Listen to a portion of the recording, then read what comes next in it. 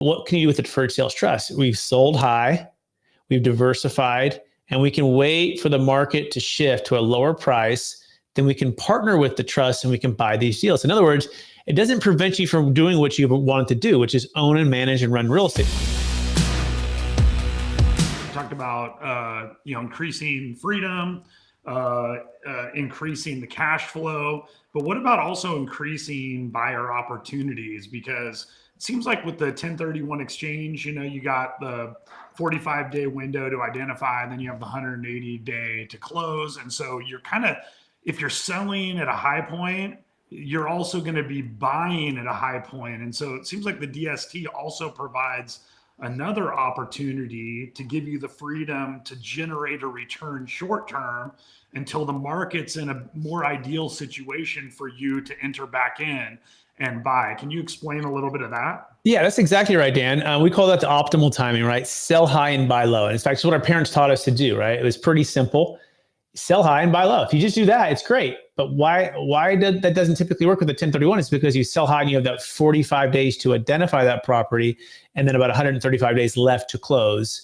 And that is the challenge, right? With the 1031 exchange is you typically cannot shift the timing of the marketplace, okay? And so with the deferred sales trust, on the other hand, you can. In fact, part of Warren and Catherine's strategy is we've sold high, we've diversified. We have also put the money in mostly like a lending fund that's paying about 10%.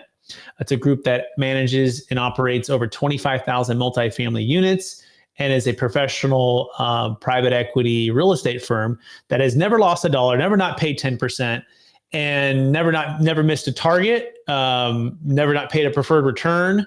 Like they're doing great, right? Just doing really great. And you can typically get the money out for their lending fund in about 30 to 60 days.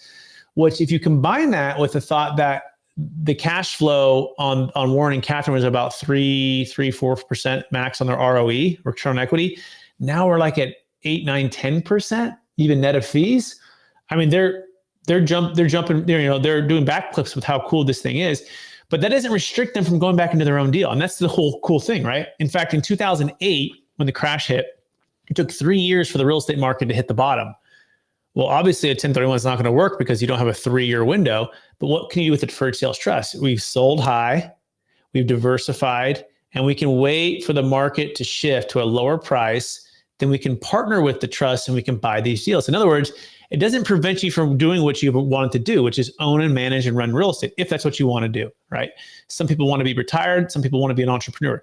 The deferred sales trust is for both. But best of all, it's for those seasons of life. Like we have another client, his kids, the kids are 13 and 14, and he wants to maximize his time with them.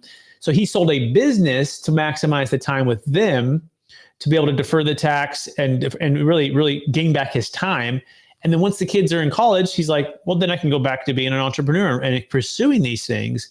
But the business was doing really well, and he wanted more time with him. And that was a great way for him to experience the freedom with this. But again, it doesn't prevent you from buying more real estate, all tax deferred, when the timing is right.